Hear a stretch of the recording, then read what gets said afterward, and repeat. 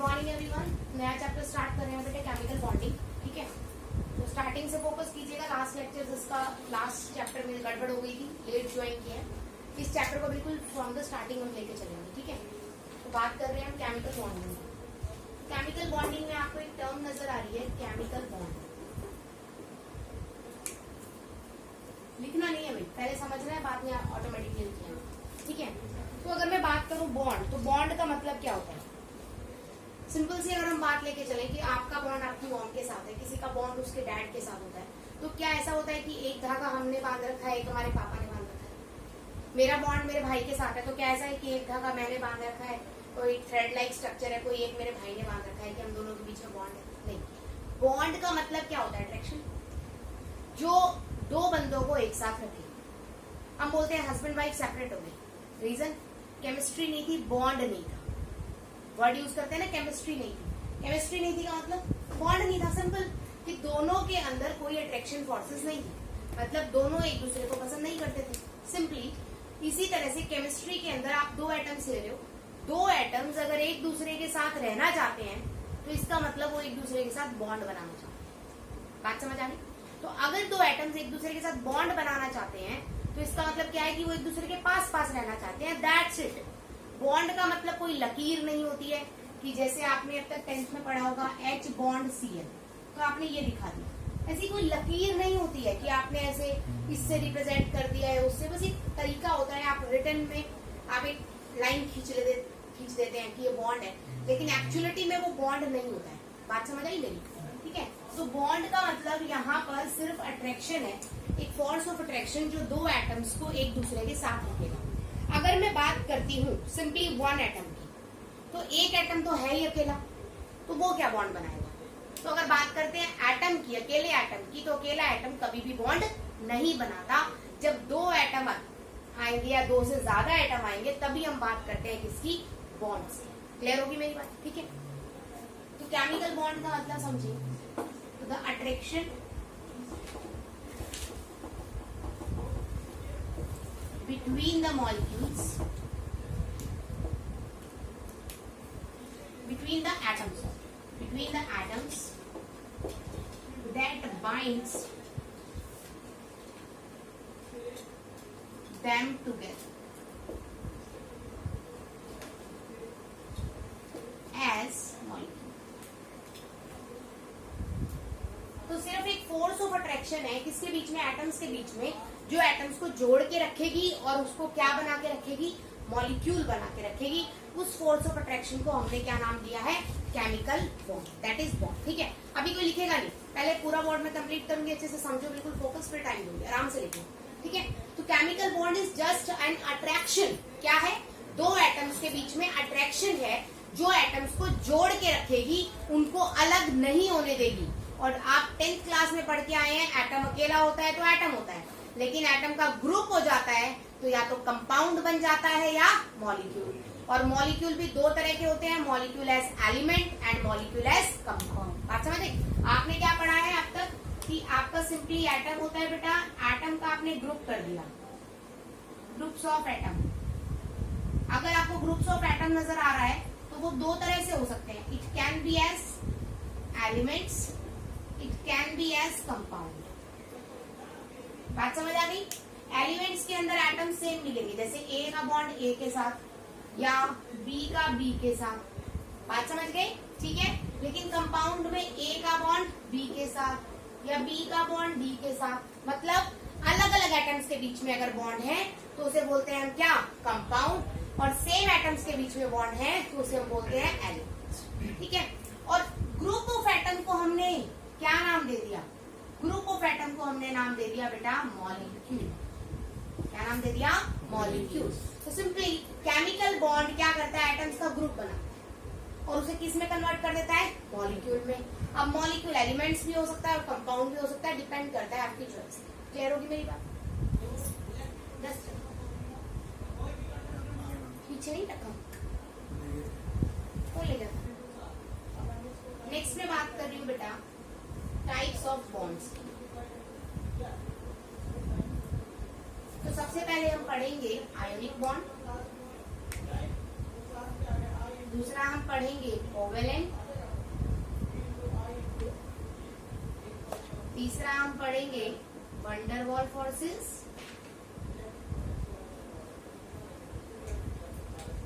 चौथा हम पढ़ेंगे मेटालिक बॉन्ड। अब यहाँ पर वैन डर वाल फोर्सेस की एक स्पेशल टाइप है जिसे हम बोलते हैं हाइड्रोजन बॉन्डिंग, तो उसको भी हम यहाँ पे अलग से पढ़ेंगे भैया, अलग से 5th नंबर पे डाल रही हूँ मैं, डिटेल करेंगे क्योंकि हम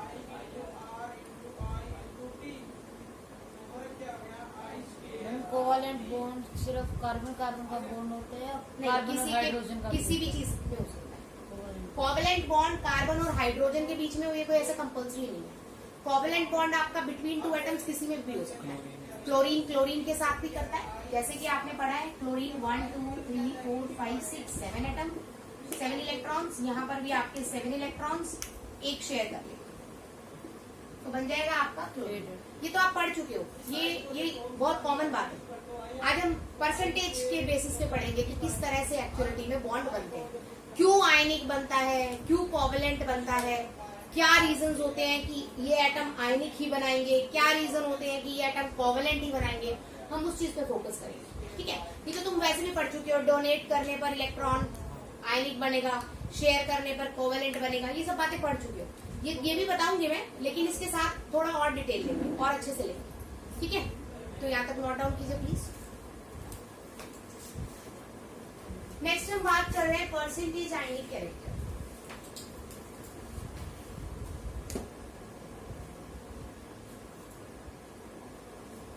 ध्यान से समझना बेटा, ये मैं आपको पीरियोडिक क्लासिफिकेशन में फॉर्मूला बता चुकी हूँ।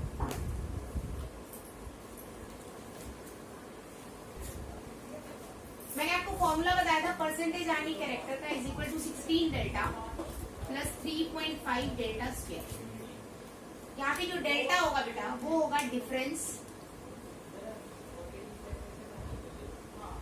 इन इलेक्ट्रोनेगेटिविटी।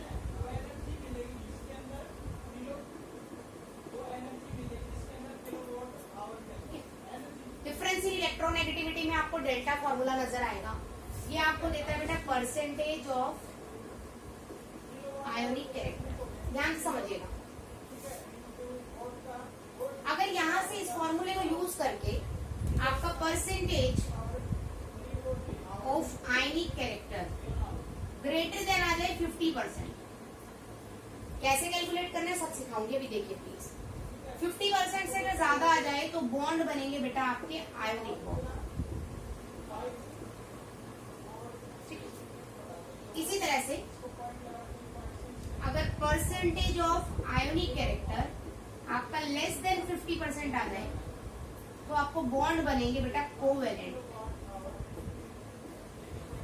तो यहाँ एक बात समझ में आनी चाहिए आपको कि इस फॉर्मूले में सिर्फ डेल्टा दिया, that is electronegativity.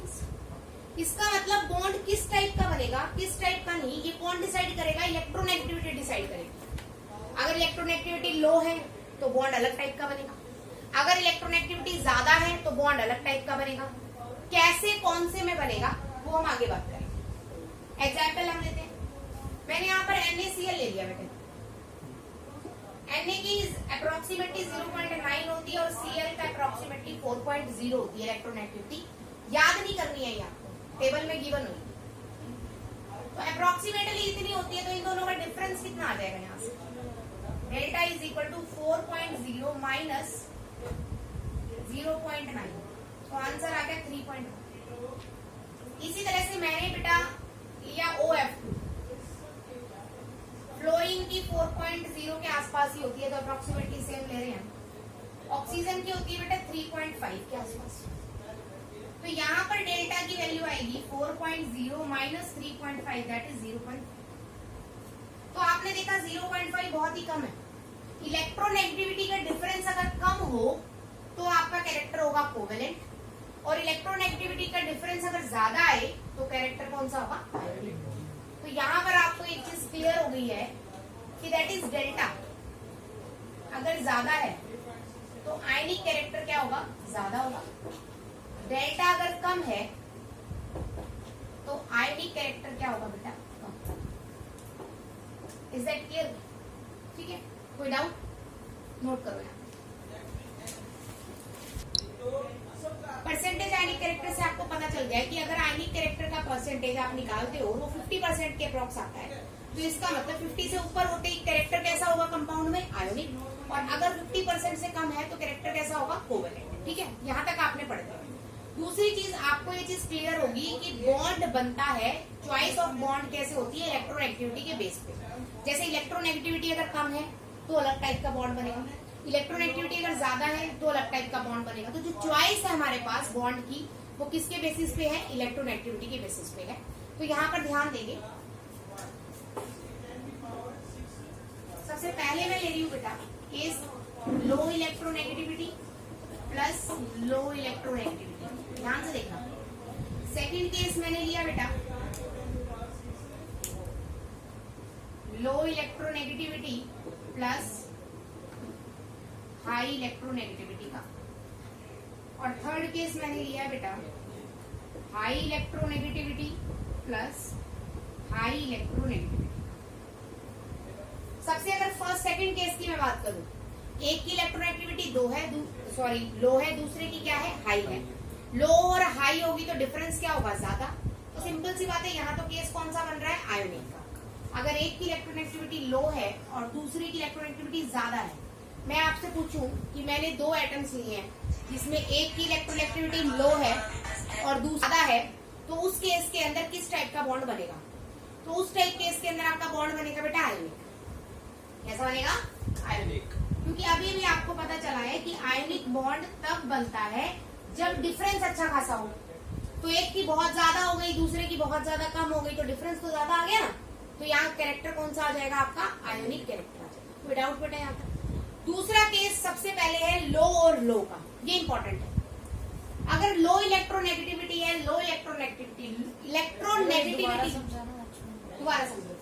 Low electronegativity का मतलब क्या होता है कि इलेक्ट्रोनेगेटिविटी कम है, एक की वैल्यू कम है। जैसे मैंने एग्जांपल लिया था बेटा NaCl, तो Na की इलेक्ट्रोनेगेटिविटी कम है, दैट इज 0.9 के अप्रोक्स। क्लोरीन 3.6 3.7 के आसपास आती है एग्जैक्ट, है ना। तो डिफरेंस क्या हो गया इनका, बहुत ज्यादा हो गया ना। तो बॉन्ड कैसा बनाया है इन्होंने, आयोनिक बनाया। क्लियर। और आयोनिक बॉन्ड को हम यूं ही नहीं दिखा देते, आयोनिक बॉन्ड को हम यूं दिखाते हैं Na पॉजिटिव। आयोनिक बॉन्ड नहीं होता है, आयोनिक सिर्फ फोर्स ऑफ अट्रैक्शन होती है। ये आपके सॉल्यूशन में यूं ही पड़े होते हैं, ऐसा नहीं, आप इसको ऐसे नहीं बना सकते Na बॉन्ड Cl, ऐसे नहीं बना सकते आप, ये गलत है। NaCl आयनिक है तो आयनिक को आप आयंस की फॉर्म में दिखाओ, ये बात याद रखना। आप इस तरह से दिखा देते तो ये गलत है, तो कोवेलेंट बॉन्ड का साइन है। बात समझ आई मेरी?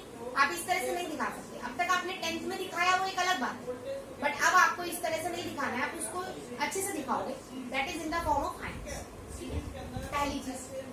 दूसरा मैं बता रही थी लो इलेक्ट्रोनेगेटिविटी के बारे में। सबसे पहले इलेक्ट्रोनेगेटिविटी क्या है, हमने बहुत बार ये वर्ड यूज कर लिया। What is electronegativity? इलेक्ट्रोनेगेटिविटी का मतलब होता है टेंडेंसी टू गेन इलेक्ट्रॉन। इसको इलेक्ट्रॉन एफिनिटी भी बोलते हैं। इलेक्ट्रॉन खींचने की जो टेंडेंसी है, इलेक्ट्रॉन को गेन करने की जो टेंडेंसी है, उसको हम बोलते हैं इलेक्ट्रोनेगेटिविटी। अब 10th क्लास में 9th क्लास में भी आपने पढ़ा है, जो मेटल होते हैं वो इलेक्ट्रॉन लूज करते हैं, कभी भी गेन नहीं करते। तो अगर मैं बात करूं Na की, सोडियम मेटल है मेरे पास, हमेशा इलेक्ट्रॉन देना चाहता है, वन लूज करता है, तो लेगा तो बड़ी मुश्किल से लेगा, और लेगा तो इसकी वैल्यू क्या हो जाएगी, बहुत ही कम। तो Na प्लस Na ले लिया मैंने, तो इसके बीच में जो बॉन्ड होगा वो कैसे टाइप का होगा, मेटालिक टाइप का। तो अगर दो एटम, मैं पूछूं आपसे कि मैंने दो एटम ऐसे मिलाए हैं जिनके इलेक्ट्रोनेगेटिविटी की वैल्यू दोनों की कम है, तो उस केस में बॉन्ड कैसा बनेगा अपना, मेटालिक बनेगा। बात समझ आ? और अगर दो आपने ऐसे बनाए हैं जिनकी दोनों की इलेक्ट्रॉन लेने की टेंडेंसी है, दोनों इलेक्ट्रॉन खींचना चाहते हैं, तो बॉन्ड कैसा बनेगा, कोवेलेंट बनेगा। क्योंकि सिंपल सी बात है, इस बात को समझो, इलेक्ट्रोनेगेटिविटी लो है, इस बात का मतलब आसानी से इलेक्ट्रॉन दे देगा।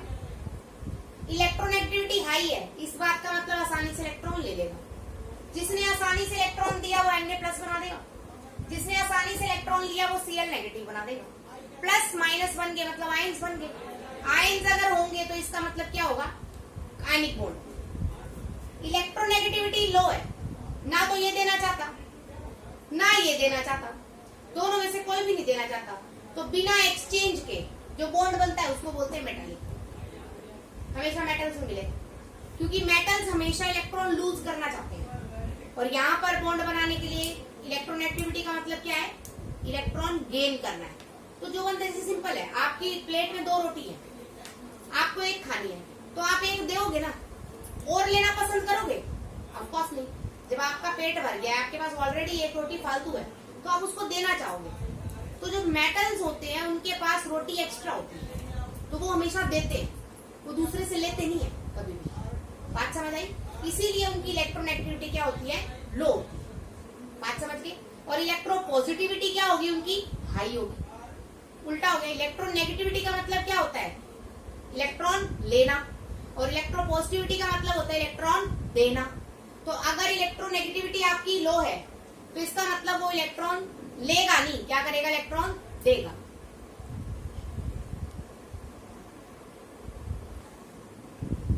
बात समझ आई? सिंपल सी बात ये याद रखनी है आपको कि आपके पास 2 रोटियां हैं, आपका एक रोटी में पेट भर गया है, ठीक है, तो एक रोटी आप हमेशा क्या करोगे, दोगे। किसी को कुछ देना क्या होता है, पॉजिटिविटी। क्या होता है, पॉजिटिविटी। तो इसका मतलब आप अगर रोटी दे रहे हो तो आप पॉजिटिव हो, आप क्या हो, पॉजिटिव हो।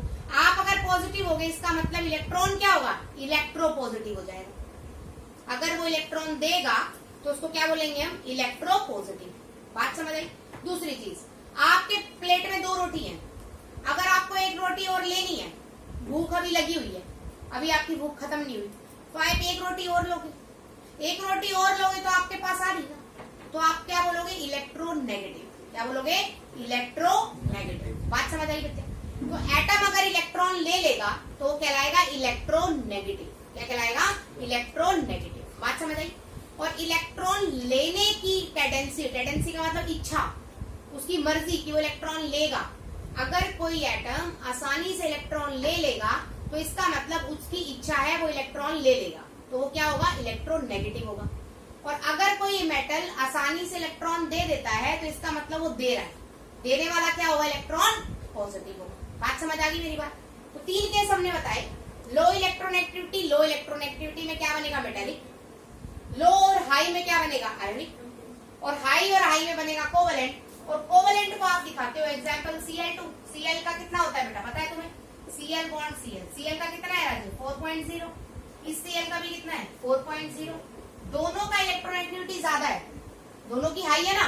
अगर दोनों की हाई है तो ना तो ये देना चाहता ना ये देना चाहता, या फिर आप ये कह सकते हो कि दोनों की इलेक्ट्रोनेगेटिविटी हाई है, इसका मतलब ये भी लेना चाहता है और ये भी लेना चाहता है। अगर दोनों ही लेना चाहते हैं तो इसका मतलब दोनों में से कोई भी नहीं ले पाएगा, तो उनको क्या करना पड़ेगा, मजबूरी में शेयर करना पड़ेगा। इसीलिए कोवेलेंट बॉन्ड शेयरिंग से बनते हैं। अब आपको समझ आया कि हमने अब तक 10th में पढ़ा है कि कोवेलेंट बॉन्ड शेयरिंग से बनता है, लेकिन शेयरिंग से क्यों बनता है, क्योंकि दोनों एटम्स की इलेक्ट्रोनेगेटिविटी क्या होती है, हाई होती है। दोनों में से कोई भी अपना इलेक्ट्रॉन लूज नहीं करना चाहता, तो दोनों के पास ऑप्शन शेयरिंग के अलावा कुछ बचता ही नहीं। समझ आ गई बात, क्लियर है? नोट कीजिए प्लीज। उसके बाद बात करते हैं बेटा, एक बात हमेशा याद रखना, अल्कलाइन अर्थ मेटल्स और noble gases and alkali metals. अब कौन से होते हैं मैं थोड़ा सा बता देती हूँ आपको, वैसे मैंने पीरियोडिक में बता रखा है, बट फिर भी आप देख लीजिए। सबसे पहले आपने लिखा था H, Li, Na, K, Rb and Cs, De, Mg, Ca, Sr,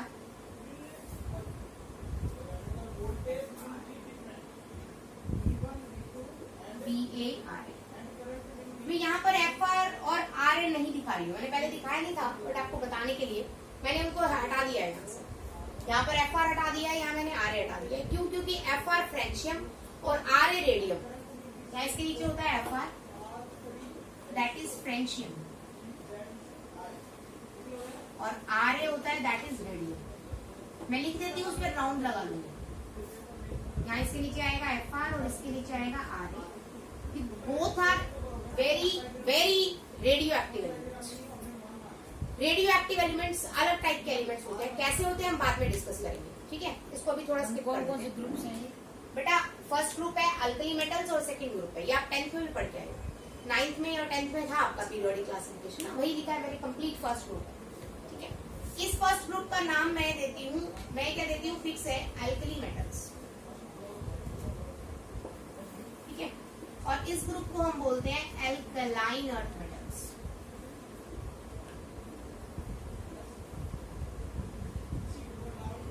ये सबसे ज्यादा अच्छे मेटल्स हैं, और मेटल्स के पास प्रॉपर्टी क्या होती है इलेक्ट्रॉन देने की, तो ये मोस्टली, मैं बात कर रही हूँ बेटा मोस्टली की, मोस्टली का मतलब होता है 99%, ठीक है। तो मोस्टली ये इलेक्ट्रॉन्स क्या करते हैं बेटा, डोनेट करते हैं, और अगर ये इलेक्ट्रॉन डोनेट करेंगे तो ये कहलाएंगे नेचर वाइज इलेक्ट्रोपॉजिटिव।